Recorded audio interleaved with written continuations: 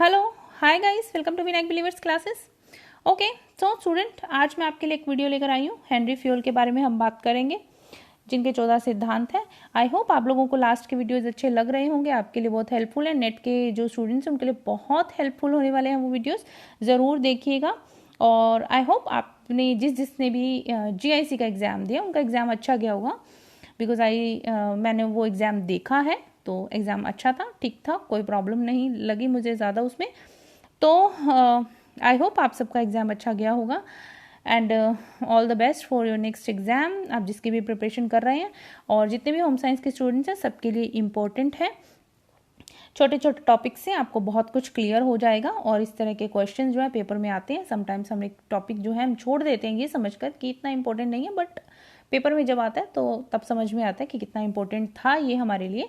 सो आपको मैं अभी उस तरह के टॉपिक्स लेकर आ रही हूँ जो बच्चे डिमांड करते हैं कि उनको कहीं से मिलते नहीं हैं या कहीं पर वो जल्दी से वो उस चीज़ को समझ नहीं पाते हैं। तो ठीक है, आज हम बात करेंगे हेनरी फ्यूल के बारे में। वीडियो अच्छा लगे सो लाइक शेयर सब्सक्राइब करना नहीं भूलिएगा। तो ये आपका मैनेजमेंट का जो है टॉपिक है उसमें से है। तो चलिए बात करते हैं।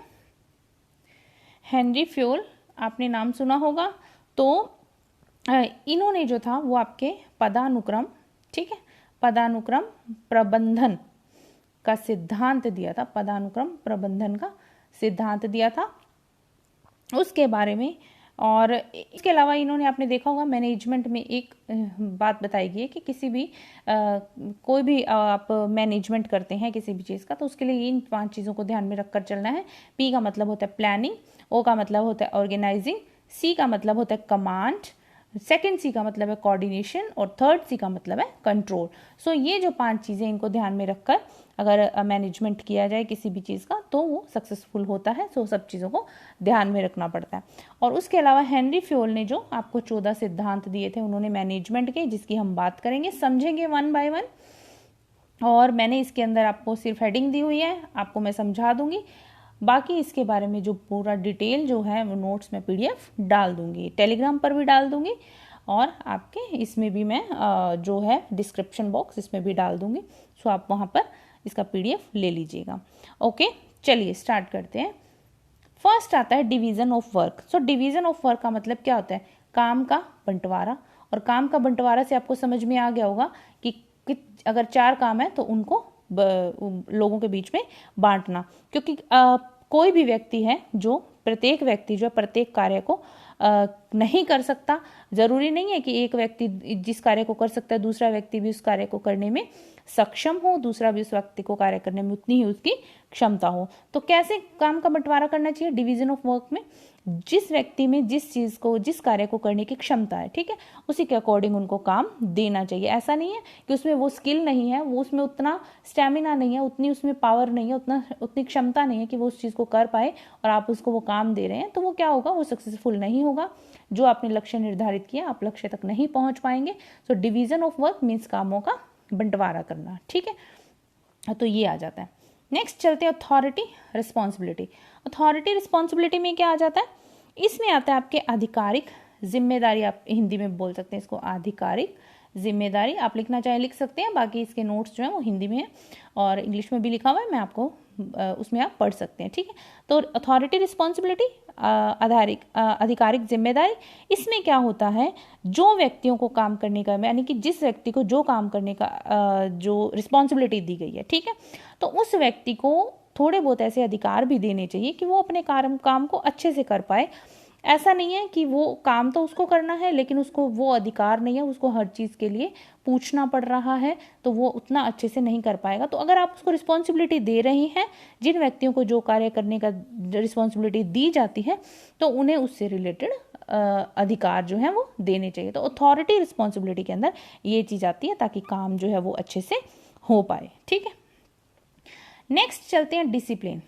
डिसिप्लिन की बात आती है तो अनुशासन, आप सबको पता है डिसिप्लिन अनुशासन की बात आती है। तो मान लीजिए कोई भी व्यक्ति है या संगठन है, ठीक है, उनको रूल्स को फॉलो करना, इंस्ट्रक्शंस को फॉलो करना, जो भी स्ट्रैटेजीज हैं, जो भी काम से रिलेटेड, ठीक है, मान लीजिए कोई एम्प्लॉयज़ हैं, उनको जो भी काम से रिलेटेड जो भी स्ट्रैटेजीज हैं, इंस्ट्रक्शंस हैं, जो भी रूल्स हैं, उनको उसको फॉलो करना अच्छे से, ताकि जो काम है अनुशासनात्मक ढंग से हो। इससे क्या होता है कि जो भी किसी भी ऑर्गेनाइजेशन, कोई भी संस्था है, काम करने वाले जो कर्मचारी होते हैं, एम्प्लॉयज़ होते हैं, उनका जो जो क्या बोल सकते हैं, आज्ञाकारिता की जो व्यवहार है, आदर का जो व्यवहार है, वो एक्सप्रेस होता है।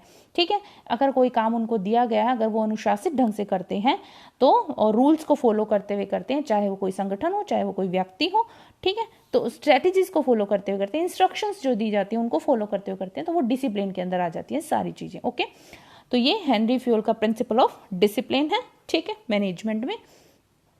चलिए स्टूडेंट, आई होप आप सबको वीडियो समझ में आ रहा होगा, अच्छा लग रहा होगा। ये बहुत इंपॉर्टेंट चीज़ें हैं, तो इसमें से जो क्वेश्चन आते हैं वो स्टेटमेंट से रिलेटेड भी आते हैं, और वैसे भी आपको डायरेक्टली भी दिया जा सकता है कि कौन कौन से हैं, या 14 सिद्धांत कौन कौन से हैं, जिसमें से आपको चूज़ करना होगा कौन सा हेनरी फ्यूल ने दिया है, कौन सा नहीं दिया है। तो अगर आपको पता होगा तो आप इजीली उसको सेपरेट कर पाएंगे। ओके, चलिए, unity of command. Unity of command का क्या मतलब है? यूनिटी ऑफ कमांड का मतलब होता है आदेश की समानता। ठीक है, आदेश की समानता, ये इसका मतलब है। अब आदेश की समानता बेसिकली क्या है? देखिए, ऑर्डर हो, इंस्ट्रक्शंस हो, कोई भी डिसीजन मेकिंग हो, ठीक है, ऑनेस्टली जो है वो जो भी एम्प्लॉयज हैं उनके द्वारा उस चीज़ को माना जाए। ठीक है, ये होता है यूनिटी ऑफ कमांड। ठीक है, माना जाए। और एक समय में जो एक अधिकारी होता है, एक समय में एक ही अधिकारी से उनको ऑर्डर मिलना चाहिए, तभी काम जो है वो अच्छे से होगा। मीन्स कि आपके ये नहीं हो कि एक काम के लिए 4 लोग इंस्ट्रक्शन दे रहे हैं, 4 लोग ऑर्डर दे रहे हैं, तो एम्प्लॉयज़ के लिए काम करना मुश्किल हो जाएगा, उनको समझ में ही नहीं आएगा कि किस ऑर्डर को फॉलो करें और किसको ना करें।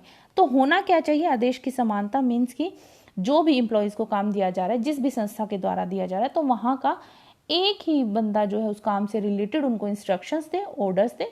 तो जो लक्ष्य बनाए गए हैं संस्था के द्वारा, जिन लक्ष्यों की प्राप्ति वो करना चाहते हैं एम्प्लॉयज से, तो वो आराम से उनको पूरी हो पाएगी। ऐसा नहीं है कि हो नहीं पाएगी, हो पाएगी, लेकिन तब हो पाएगी जब काम को करने के लिए ऑर्डर देने वाला एक बंदा होगा। अगर 4 लोग ऑर्डर दे रहे हैं एक ही काम से रिलेटेड, ऑर्डर, इंस्ट्रक्शंस, रूल्स, है ना, ये सब चीज़ें 4 लोग दे रहे हैं, तो एम्प्लॉयज़ को समझ में ही नहीं आएगा कि क्या कैसे करना है, कि किसको फॉलो किया जाए, किसके ऑर्डर को माना जाए, है ना। तो ये प्रॉब्लम आ जाती है। इसीलिए यूनिटी ऑफ कमांड होना बहुत ज़रूरी है। इस चीज़ को ध्यान में रखना चाहिए कोई भी संस्था है जहाँ पर भी मैनेजमेंट का मैनेजमेंट, आपको पता है आजकल हर जगह पे मैनेजमेंट बहुत ज़रूरी है। ओके, नेक्स्ट आता है यूनिटी ऑफ डायरेक्शन। तो इसमें क्या है? दिशा की एकता। ठीक है, दिशा की एकता।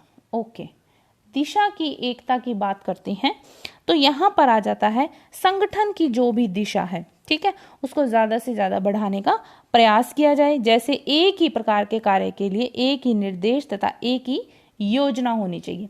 मीन्स कि एक काम है, उसके लिए इंस्ट्रक्शंस भी एक होनी चाहिए और उसके लिए प्लानिंग भी एक होनी चाहिए। ऐसे नहीं है कभी कुछ प्लान किया जा रहा है, कभी कोई इंस्ट्रक्शंस दी जा रही है, ठीक है, ऐसा नहीं होना चाहिए।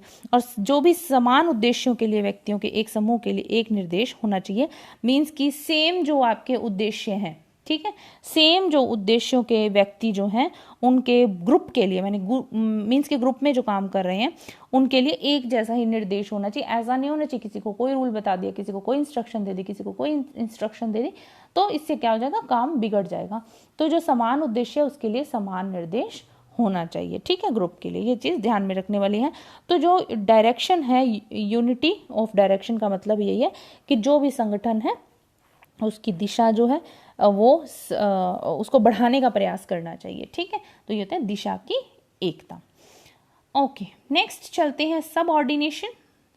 नेक्स्ट चलते हैं आपके okay subordination of individual interest to general interest.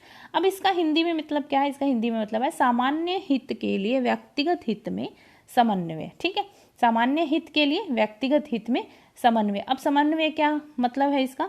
ये है कि व्यक्तिगत जो है आपके व्यक्तिगत और समन्वय और सामूहिक जो संबंध होता है, हित जो होता है, व्यक्तिगत हित, ठीक है, और सामूहिक हित, इन दोनों के बीच में समन्वय किसके द्वारा किया जाता है? वो किया जाता है प्रबंधक के द्वारा। कैसे? कि कोई भी एम्प्लॉय है, उसकी क्या होनी चाहिए, रुचि होनी चाहिए संस्था में। जब रुचि होगी तो वो संस्था के लिए काम क्या करेगा, अच्छे से करेगा, ठीक है, उस इंस्टीट्यूट के लिए काम अच्छे से करेगा, जिससे उसका भी फायदा हो सके, ठीक है। और इसके अलावा क्या होना चाहिए, इसके अलावा और इसके अंदर होना चाहिए कि किसी भी समूह में, ठीक है, कोई भी समूह है, कोई भी ग्रुप है, उसमें व्यक्तिगत हित की अपेक्षा सामूहिक हित को अधिक महत्व दिया जाना चाहिए। ऐसा नहीं है कि पर्सनली ही अपना फायदा देख रहे हैं, तो ग्रुप के अंदर जो उनका हित है उसको ध्यान में रखना चाहिए, ठीक है। ये चीज़ ध्यान में ज़्यादा महत्व उसी को देना चाहिए, ठीक है। और एम्प्लॉयज़ की रुचि होनी चाहिए, वो अच्छे से काम कर सके। और इसी तरह से इसका ये मतलब है कि सामान्य हित के लिए व्यक्तिगत हित में समन्वय, मीन्स अगर सामान्य हित चाहते हैं तो उसके लिए व्यक्तिगत जो है वो भी हित होना ज़रूरी है। ऐसा नहीं है कि या तो फिर इंडिविजुअल हो रहा है और या फिर जो है वो जनरल हो रहा है, ठीक है। तो ये ध्यान रखना है, ठीक है, दोनों में कोऑर्डिनेशन ज़रूरी है। चलिए नेक्स्ट चलते हैं, remuneration to employees. Remuneration to employees क्या होता है, ये होता है आपके कर्मचारी को पारिश्रमिक, ठीक है। कर्मचारी को पारिश्रमिक मीन्स कि उनकी मेहनत का जो क्या बोलते हैं, मेहनत ताना जो दिया जाता है वो उसकी बात हो रही है। कैसा होना चाहिए, फेयर होना चाहिए, बराबर होना चाहिए सभी कर्मचारियों को, ठीक है। जितने भी कर्मचारी हैं किसी भी संस्था में काम कर रहे हैं उनको उनकी क्षमता के अकॉर्डिंग उनके उस हिसाब से देना चाहिए, और क्षमता के अकॉर्डिंग ही उनका हिसाब हो, पारिश्रमिक भी हो, और ताकि उसको उनसे सेटिस्फेक्शन हो। ऐसा नहीं है कि वो काम बेचारे कर रहे हैं लेकिन उनको उनके श्रम के अकॉर्डिंग, उनकी क्षमता के हिसाब से उनको मेहनताना जिसको बोलते हैं, रेम्यूनरेशन जिसको बोलते हैं, वो नहीं मिल रहा है, तो क्या होती है, निराशा होती है, और कर्मचारी जो है इतना इंटरेस्ट के साथ काम भी नहीं कर पाते हैं, ठीक है। तो उनको इस तरह से देना चाहिए। और जो आपके एक सुना होगा आपने नाम प्रेरणात्मक, ठीक है, प्रेरणात्मक मजदूरी प्रणाली जो होती है, प्रेरणात्मक मजदूरी प्रणाली, ठीक है।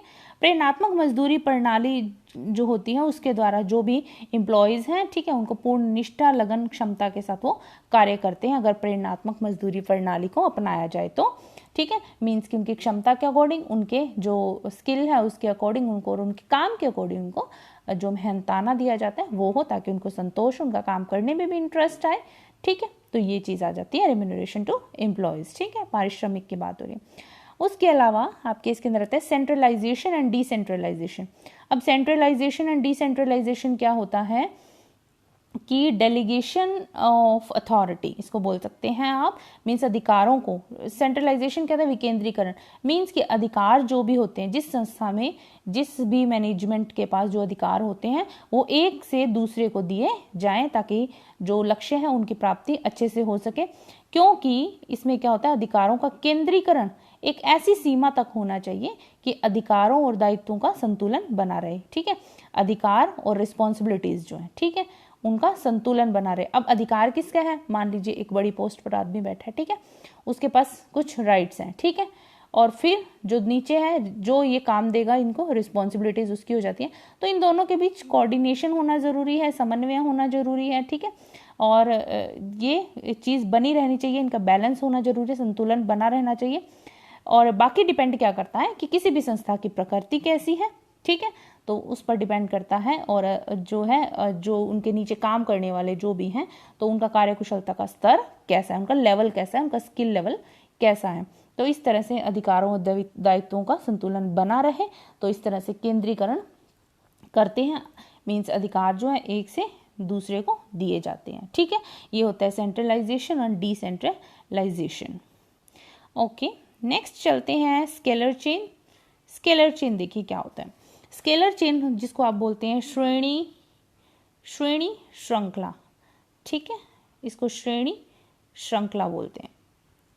ओके, श्रेणी श्रृंखला क्या है, ये है देखिए कम्युनिकेशन जो होता है, ठीक है, वो authority flow from high to low employees and low to high chain, जैसे जिसको बोल सकते हैं आप, इसमें होना चाहिए। जैसे कि स्केलर चेन में जो भी कम्युनिकेशन होता है किसी भी संस्था में, अगर कोई मैसेज है, ठीक है, तो वो हाई अथॉरिटी से, ठीक है, लो तक पहुंचा जाए। हाई पे कौन हो गए, अथॉरिटी, और नीचे लो में आपके आ गए एम्प्लॉयज, और एम्प्लॉयज से आपके जो अथॉरिटी है वहाँ तक होना चाहिए। तो इस तरह से ये चलना चाहिए फ्लो जो है कम्युनिकेशन का।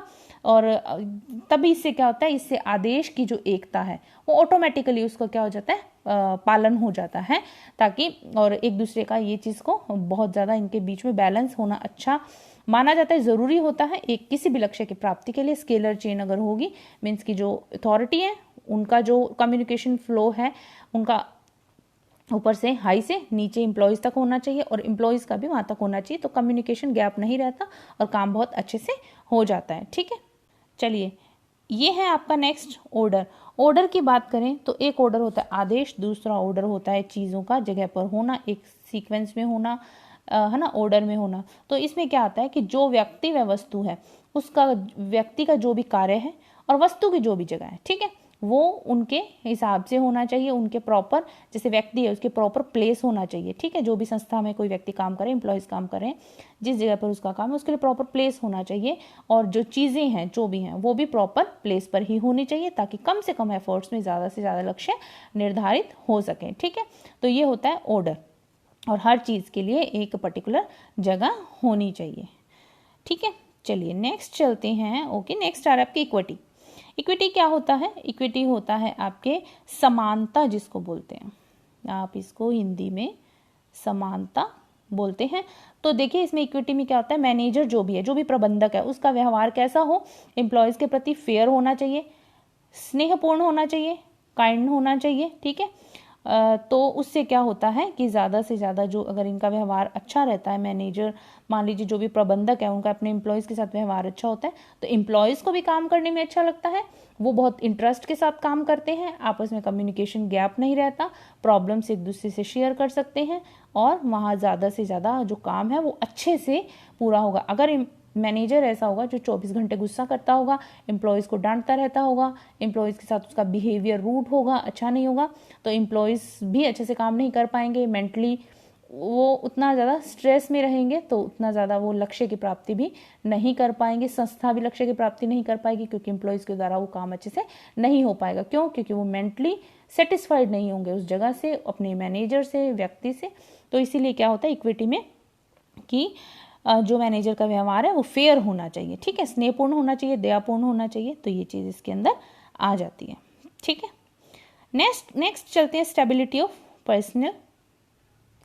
स्टेबिलिटी ऑफ पर्सनल में क्या होता है, इसमें देखिए जैसे कि कर्मचारियों की इसके अंदर स्टेबिलिटी होनी चाहिए, मीन्स कि कोई भी संस्था है वहाँ पर कर्मचारियों के का कार्यकाल जो है, जो भी काम वर्क पीरियड है, ठीक है, जो भी काम है वो उनका स्थायी, वहाँ पर स्थायित्व होना चाहिए। ऐसा नहीं है कि रोज रोज एम्प्लॉयज़ चेंज करते रहो या एम्प्लॉयज़ वहाँ से उस जगह को छोड़ कर जा रहे हैं, तो ये चीज़ नहीं होनी चाहिए। ये जो स्थिति है वो उस संस्था के लिए भी नुकसानदायक होती है, क्योंकि एक तो बार बार अगर एम्प्लॉयज़ वहाँ काम नहीं करते हैं, एम्प्लॉयज़ छोड़ कर जाते हैं, या एम्प्लॉयज़ को वहाँ से निकाला जाता है, कोई किसी तरह की भी अगर सिचुएशन ऐसी आती है, तो जो सोसाइटी में उस संस्था की है वैसी वाली जो इमेज है वो नहीं रहती है, और उतना भी उस चीज़ को उतनी मान्यता नहीं मिलती है। ठीक है, तो सिंपल सी बात यह है कि अगर मान लीजिए कोई व्यक्ति है वहाँ काम कर रहा है, रिटायर हो गया, तो छोड़ जब तक वो छोड़े उससे पहले उस जगह को वहाँ पर फिल कर लेना चाहिए। ठीक है, कि उसके लिए पहले ही तैयारी हो जानी चाहिए, और जो काम का है वो कर्मचारियों का कार्यकाल जो है वो स्थायित्व होना चाहिए, मीन्स कि वहाँ पर वो लॉन्ग टाइम तक अच्छे से स्टेबल होकर काम कर सकें। ऐसा नहीं कि रोज रोज एम्प्लॉयज़ चेंज करें जगह को, या फिर संस्था एम्प्लॉयज़ को हटाती रहे, है ना, तो वो अच्छा इमेज नहीं होता। इनिशिएटिव, ओके, इनिशिएटिव की बात आ रही है, तो इनिशिएटिव का मतलब क्या होता है, इसका मतलब होता है पहल। अब किस चीज़ की पहल करनी है, हम बात करें मैनेजमेंट की, तो उसमें क्या होता है कि व्यक्तियों का जो इस स्तर तक विकास किया जाए, जो भी व्यक्ति हैं, एम्प्लॉयज़ बोल सकते हैं, एम्प्लॉयज़ का इस स्तर तक, इस लेवल तक उनका जो डेवलपमेंट है वो होना चाहिए कि वो अपने कार्य को अच्छे से समझ सकें, इजीली कर सकें, और एम्प्लॉयज़ के जो भी आइडियाज़ हैं, सजेशंस हैं, उनको मोटिवेट करना चाहिए उस इंस्टीट्यूट को, वहाँ के प्रबंधक को, और उसको मान्यता देनी चाहिए, और ताकि उनकी जो क्या बोल सकते हैं आप, पहल क्षमता जिसको बोल सकते हैं आप, पहल क्षमता जो है वो विकसित हो, उसका विकास हो, और वो अपने कार्य को अच्छे से भलीभांति समझ सके। मीन्स कि जहाँ पर भी एम्प्लॉय अगर अपने कोई आइडियाज़ दे रहा है, इंस्टीट्यूट को कोई सजेशन दे रहा है है ना, कोई भी एम्प्लॉयज़ अपनी तरफ से कुछ बता रहा है, कुछ अच्छा कर रहा है, तो इंस्टीट्यूट वालों को, संस्था प्रबंधक को उस चीज़ के बारे में सोचना चाहिए, समझना चाहिए, उनको मोटिवेट करना चाहिए और उसके जो सजेशंस हैं, जो भी उनके आइडियाज़ हैं, उनको मान्यता देनी चाहिए। ठीक है, तो उनकी जो पहल क्षमता है उसका विकास होता है और जो व्यक्ति इस लेवल तक उनका विकास हो जाता है कि वो अपने कार्य को बहुत अच्छे से उसी इंस्टीट्यूट पर रहकर समझ लेते हैं, अच्छे से समझना शुरू करते हैं, उनका डेवलपमेंट होता है। Okay, now spirit D corps. ठीक है, spirit D corps, this is a French word. ठीक है, तो इसमें क्या आता है, इसको सेंस, आप इसका दूसरा जो फॉर्म है सेंस ऑफ आपकी यूनियन। ठीक है, सेंस ऑफ यूनियन है इसका दूसरा नाम। वैसे इसको बोलते हैं स्पिरिट डी कॉर्प्स, जो कि एक फ्रेंच वर्ड है और इसका मतलब है सहयोग की भावना। ठीक है, सेंस ऑफ यूनियन, सहयोग की भावना। इसमें क्या होता है कि जो भी मैनेजर है, ठीक है, किसी भी इंस्टीट्यूट का मैनेजर है, किसी भी संस्था का मैनेजर है, उस जैसे एक बोलते जाता है ना कि संगठन ही शक्ति है, टीम वर्क। ठीक है, उसको प्रमोट करना चाहिए और जो मैनेजर है उसका एम्प्लॉयज़ के साथ कोऑर्डिनेशन अच्छा होना चाहिए और कोऑपरेशन की भावना होनी चाहिए, कोऑपरेशन होना चाहिए और व्यक्ति जो वहाँ पर काम कर रहे हैं उनमें भी आपस में क्या होना चाहिए, सहयोग की भावना चाहिए। जो भी संगठन है उनके अंदर कोऑर्डिनेशन होना चाहिए, समन्वय होना चाहिए, एक दूसरे के प्रति सहयोग की भावना होनी चाहिए, मीन्स टीम वर्क जिसको बोलते हैं, टीम वर्क को प्रमोट करना। ठीक है, तो ये चीज़ इसके अंदर आ जाती है, स्पिरिट डी कॉर्प्स। ओके, तो ये है 14 जो मैंने बताया principle, 14 principles of Henry Fayol. तो ये बहुत इंपॉर्टेंट है, बहुत अच्छी समझने वाली चीज़ है। तो ये पेपर में क्वेश्चंस भी आते हैं और नेट के बच्चों के लिए बहुत इंपॉर्टेंट है ये, बाकी होम साइंस के सभी स्टूडेंट्स के लिए इंपॉर्टेंट है। किसी भी एग्जाम की तैयारी करें, क्वेश्चन कहाँ से आ जाता है कुछ पता नहीं चलता, तो आपको डीप नॉलेज होनी चाहिए, हर चीज़ के बारे में आपको कॉन्सेप्ट्स क्लियर होने चाहिए।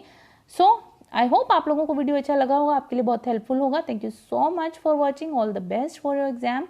जो बच्चे नेट की तैयारी कर रहे हैं, एग्जाम बहुत पास में है, तो ज़्यादा से ज़्यादा जो है अपने कॉन्सेप्ट क्लियर कीजिए।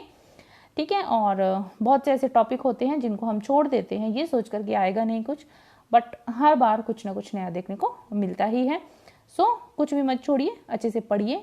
Thank you so much. Video अच्छा लगे तो लाइक शेयर सब्सक्राइब करना नहीं भूलिएगा, बने रहिए मेरे साथ, पढ़ते रहिए, keep learning, keep supporting, bye.